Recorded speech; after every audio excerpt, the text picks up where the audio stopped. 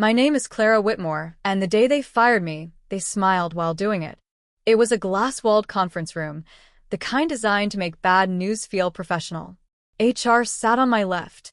My manager sat across from me, hands folded, rehearsed sympathy in his eyes. He cleared his throat and said the word they always use when they don't want lawsuits: restructuring. Then he added the real reason, softer, like an apology disguised as concern. We're moving in a younger direction. I nodded. Calm. Polite. I even thanked them for the opportunity. What they didn't know, what no one in that room bothered to check, was that while they saw my age, I held their authority. For 12 years, I wasn't just an employee. I was the compliance certifying authority tied to their audits, their regulatory approvals, their operational clearance. My credentials weren't decorative. They were embedded. Logged. Required. As I walked out with a cardboard box and a neutral smile, my access badge still worked. And so did the systems that needed my name to function. They thought they were letting go of someone outdated. They had no idea they had just fired the person holding everything together. I didn't cry in the elevator. I didn't cry in the parking lot either. That kind of reaction is for people who don't understand what just happened. I understood perfectly. By the time I reached my car, my phone vibrated. Not a message. A system alert. Automatic. Quiet. Compliance roll sync. Pending reassignment. I smiled. They had removed me from payroll, yes. But payroll and authority are not the same thing. Authority lives deeper, in audit chains, credential maps, regulatory bindings that can't be reassigned with a handshake and a termination letter. Those require documentation, verification, Time. and time was something they had just given me. I drove home slowly, made tea, and opened my laptop. No hacking. No tricks.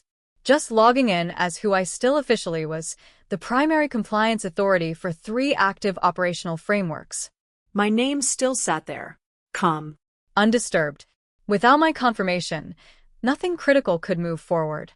Renewals would stall. Audits would pause. External reviews would escalate, politely at first, then formally. I closed the laptop and took a sip of tea. They thought they had replaced experience with youth.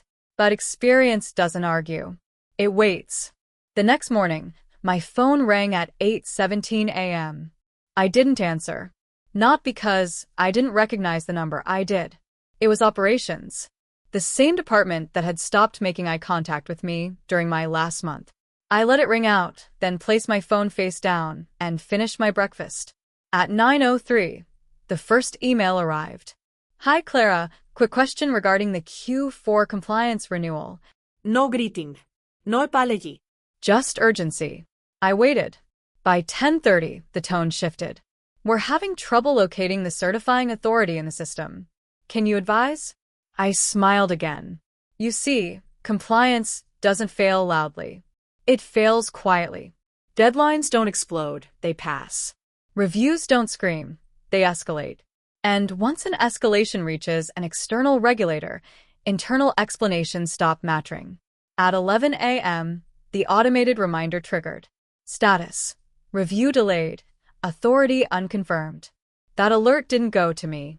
It went to legal, and finance, and risk oversight. I finally replied with a single line. Happy to help once my role status is formally clarified. No emotion. No blame. Just accuracy. They had fired me for being too old. Now the company was discovering what it feels like to be too careless. By noon, the silence on my end had turned into panic on theirs. Calendar invites started landing in my inbox like confessions. Urgence 5. Quick alignment. 15-minute touchpoint. None of them mentioned my termination. None of them used the word sorry. I declined every meeting. Instead, I opened the compliance dashboard again. Still there. My credentials hadn't been reassigned because they couldn't be, not without external validation. And external validation doesn't care about age, opinions, or office politics. It cares about who signed last. At 1:42 p.m., legal emailed, Clara, we're reviewing an issue related to regulatory continuity. Are you available today? I replied 5 minutes later. Available tomorrow morning. Timing matters. That afternoon, the first external ping went out automatically. A neutral notice requesting clarification on a delayed certification. No accusations.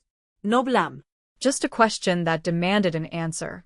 I leaned back in my chair and closed my laptop. They had assumed experience was optional. Now the system was reminding them that authority isn't something you replace, it's something you transfer carefully. And they hadn't. That night, I slept better than I had in months. Because for the first time, I wasn't carrying their mess on my shoulders. I wasn't compensating for shortcuts, smoothing over rushed decisions, or quietly fixing mistakes no one else noticed. I had done my part, thoroughly, correctly, professionally. The next morning, I woke to 12 emails. Not from my former manager. Not from HR. From legal, risk, and external audit coordination. The subject lines were carefully worded, but heavy with urgency. Clarification required. Pending regulatory confirmation.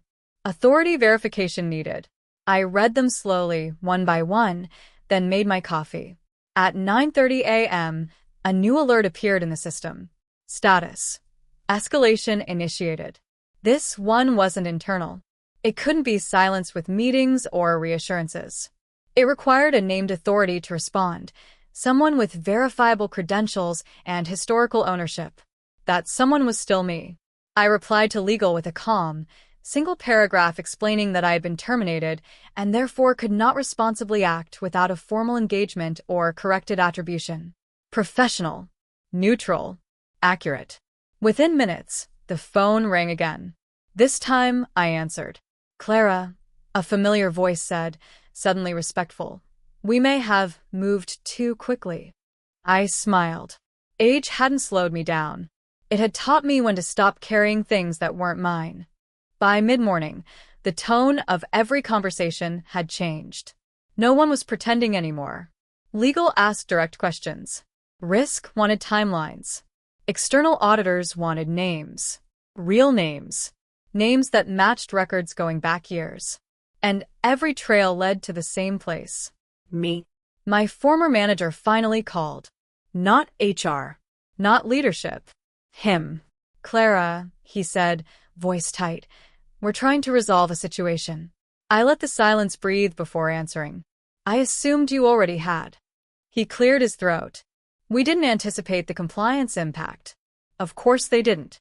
They had seen my age, not my function. I can help, I said calmly. But not as a dismissed employee. Another pause. What would you suggest? He asked. I didn't ask for my job back. I didn't ask for an apology. I asked for something more precise. Formal recognition of authority, I said. And a contract that reflects it. No threats. No raised voice. Just clarity. Because compliance doesn't respond to emotion. It responds to structure. And structure was exactly what they had broken when they decided experience was expendable. They didn't answer right away. Instead, the building went quiet in that way offices do when panic starts traveling faster than email. Meetings canceled. Doors closed.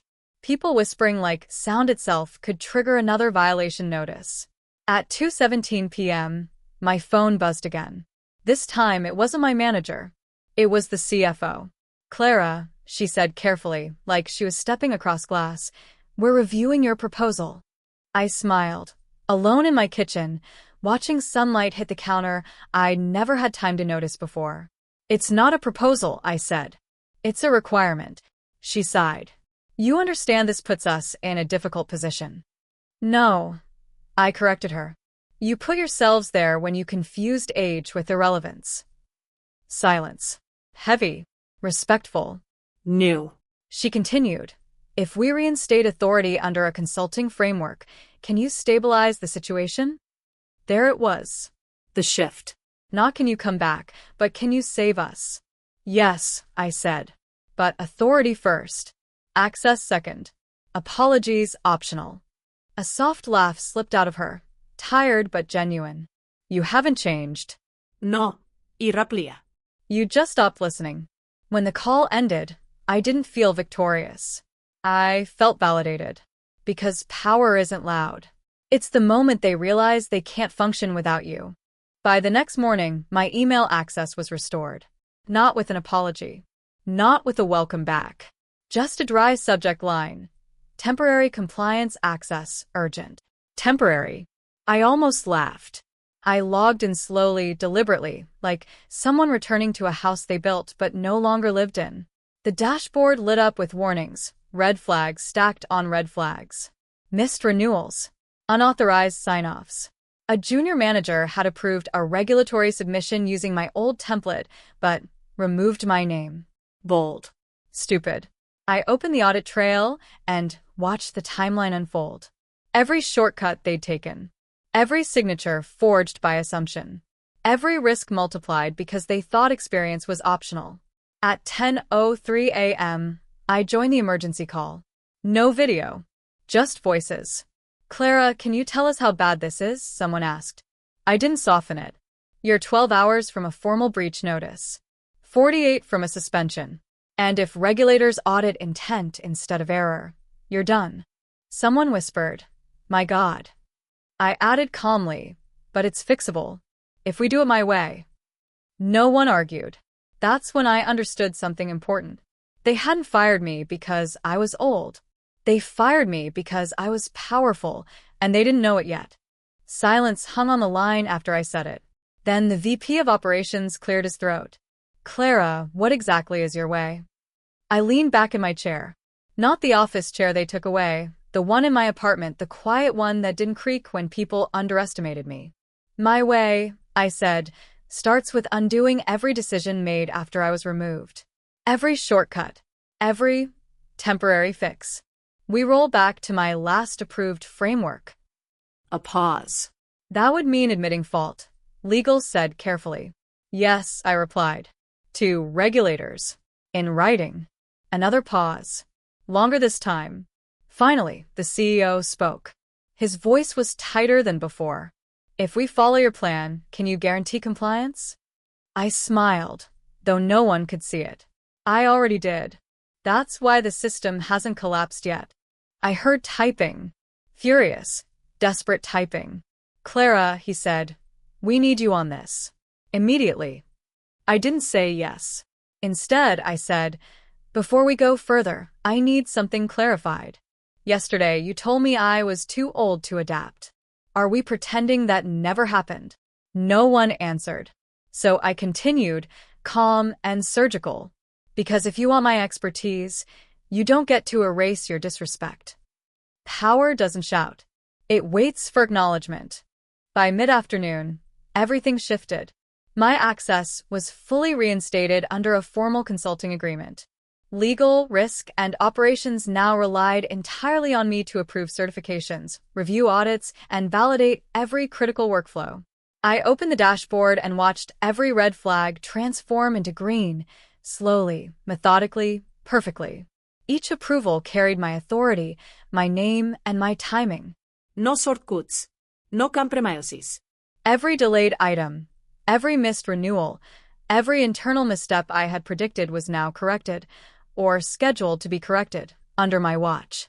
Daniel, my former manager, hovered silently near the ops room, typing frantically, trying to regain control he never had. His confidence had crumbled.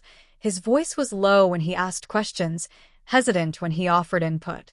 I didn't need to raise my voice. I didn't need to demand respect. Every automated alert, every system dependency, every workflow carried my authority and reminded them who actually controlled the work. And as I sipped my tea, quietly approving the last batch of pending tasks, I realized, revenge doesn't have to scream. Sometimes, it just signs your name where it matters most.